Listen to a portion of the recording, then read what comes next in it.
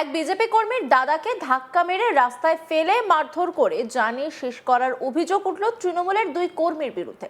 এরপরই রাতে মৃতের পরিবারকে সঙ্গে নিয়ে থানায় লিখিত অভিযোগ দায়ের করেন বিজেপি বিধায়ক। অভিযোগ পাওয়ার পরে পুলিশ অভিযুক্ত তৃণমূল কর্মীকে গ্রেপ্তার করে। ঘটনায় অন্যান্য অভিযুক্তদের 24 ঘন্টার মধ্যে গ্রেপ্তার করা না হলে আরো বৃহত্তর আন্দোলনের হুঁশিয়ারি দিয়েছেন বিজেপি বিধায়ক। এই ঘটনার পর গোটা এলাকায় রাজনৈতিক উত্তেজনা ছড়িয়েছে। বাঁকুড়ার খটনগর গ্রামের বাসিন্দা সুজয় রঙের ভাই প্রসাদ রং এলাকার বিজেপি কর্মী হিসেবে তারা পরিচিত।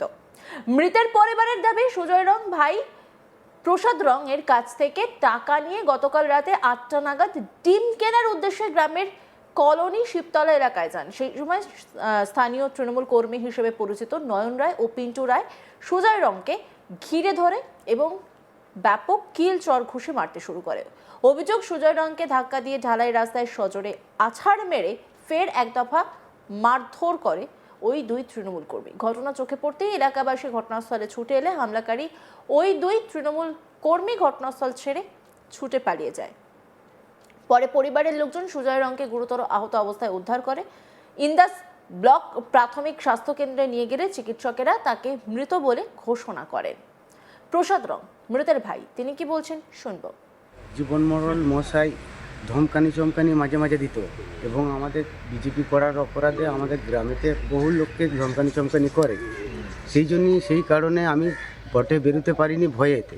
সেই জন্যে আমাকে কিছু না পেয়ে আমার দাদাকে কালকে রাত 8টার সময় নাগাদ ওরা আমার দাদাকে মেরে দিল। কে?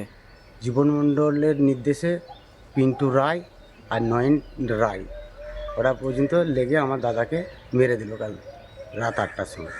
আপনি কি চাইছেন? আমি ওদের কঠোর থেকে কঠোরতা শাস্তি চাই, ওদের যেন হয়। এইরকম করে যদি গরিব মানুষের বুক খালি করে দিয়া, আমি একা করে দিয়া, এটা আমি চাই।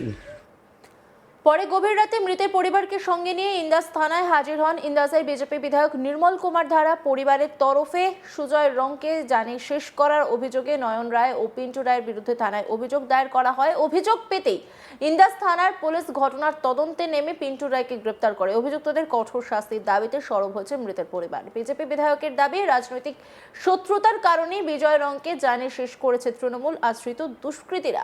24 ঘন্টার মধ্যে অভিযুক্তদের সকলকে গ্রেপ্তার করা না হলে আগামীতে বৃহত্তর আন্দোলনে হুঁশিয়ারি দিয়েছেন ইন্দাসের বিজেপি বিধায়ক নির্মল কুমার ধারা। বিজেপি বিধায়ক কি বলছেন শুনব। কাল আনুমানিক 8:30টার সময় তৃণমূলের অঞ্চল সভাপতি, মঙ্গলপুর অঞ্চলের সভাপতি জীবন মণ্ডল, অঞ্চল প্রাক্তন মেম্বার পিন্টু রায় আর বুথ সভাপতি, খড়নগরের বুথ সভাপতি নয়ন রায় গতকাল 8টার সময়, 8:30টার সময় নৃশংসভাবে আমাদের এক নিরীহ কর্মীর প্রাণ কেড়ে নেয়। এদের একটাই অপরাধ যে এই পশ্চিমবাংলায় বিজেপি করা যাবে, বিজেপি করাটা তাদের কাছে অপরাধ। তাই এই দুষ্কৃতীরা এই নিরীহ ভাইয়ের প্রাণ কেড়ে নিল। আমরা গতকাল রাত 12টার সময় ইন্দাস থানায় আসি। ইন্দাস থানায় এসে এখনো পর্যন্ত আমরা থানাতে ছিলাম, এফআইআর করাইছি। ইতিমধ্যে পুলিশ একজনকে অ্যারেস্ট করেছে, এখনও 2জন অধারা। 24 ঘন্টার মধ্যে যদি না এই দুষ্কৃতীরা ধরা পড়ে, আমরা বৃহত্তর আন্দোলনে নামব। পশ্চিমবাংলায় এই তৃণমূলী হারমাদদের কারণে অনেক নিরীহ মা বাবার বুক এরা খালি করে দিচ্ছে। ঠিক সেইভাবে খড়নগর সুজয় রঙের জীবন কাটল। গতকাল 4টের সময় এই জীবন মণ্ডলের নেতৃত্বে বিজেপি কর্মীদিকে হুমকি দেওয়া হচ্ছিল, শাসানো হচ্ছিল যে বিজেপি করা যাবে না। ঠিক রাত 8টার সময় এই দুষ্কৃতীরা এই নিরীহ ভাইয়ের প্রাণ কেড়ে নেয়।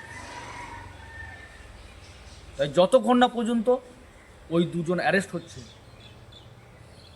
আমরা বৃহত্তর আন্দোলনে নামার শুরু করি। কারণ ওরা ভেবেছে যে একজন নিরীহ ছেলে প্রাণ কেড়ে নিয়ে বিজেপিকে দমানো যাবে, কিন্তু বিজেপিকে দমানো যাবে না। এই 2026 সালে যে নির্বাচন আসছে, জনার্দন এর বিচার করবে। কারণ এইভাবে যে কত মা বাবার বুক এরা খালি করে দিচ্ছে, আর কত প্রাণ কাটবে। বিষ্ণুপুর সাংগঠনিক জেলা তৃণমূল কংগ্রেসের সভাপতি সুব্রত দত্ত জানান, যে কোনো মৃত্যুর ঘটনায় বেদনাদায়ক। তৃণমূলের বিরুদ্ধে যে অভিযোগ উঠেছে তা সম্পূর্ণ মিথ্যা। বিজেপি মৃত মানুষদের নিয়ে রাজনীতি করছে, আর এই ঘটনায় অভিযুক্ত যে পিন্টু রায় গ্রেপ্তার হয়েছে সে তৃণমূল কংগ্রেসের কেউ নয়। সুব্রত দত্ত তিনি কি বলছেন শুনব। পিটিএ করার কোনো ঘটনা নয়, ঘটনাটাকে অতিরঞ্জিত করা হচ্ছে, রাজনৈতিক রং লাগানো হচ্ছে। এটা ইন্দাসের বিজেপি বিধায়ক নির্মল ধারার নেতৃত্বে এটা করা হচ্ছে।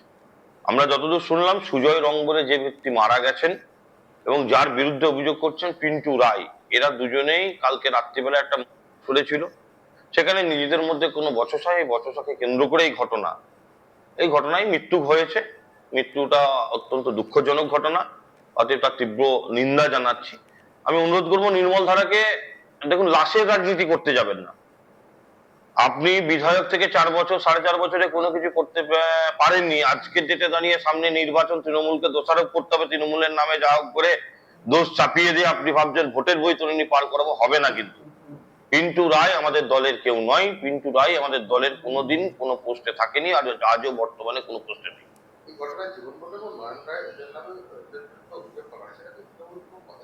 দেখুন, একটা জিনিস লক্ষ্য করবেন, কাল রাত্রি থেকে নির্মল ধারা তার নিজস্ব ফেসবুক পেজে যে ভিডিও পরিবেশিত করেছেন, সেখানে মৃত পরিবার পরিজনেরা যে বিবৃতি দিয়েছে, তাতে কোথাও কিন্তু জীবন মণ্ডলের নাম আমরা শুনতে পাইনি।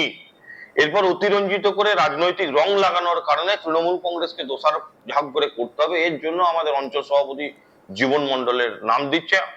আমরা পুলিশ প্রশাসনের কাছে অনুরোধ করব, এর নিরপেক্ষ তদন্ত হোক। কোনোদিনই তৃণমূল কংগ্রেসের কেউ নেই, আজও তৃণমূল কংগ্রেসের সে সদস্য নয় এবং তৃণমূল কংগ্রেস দলের সে কেউ।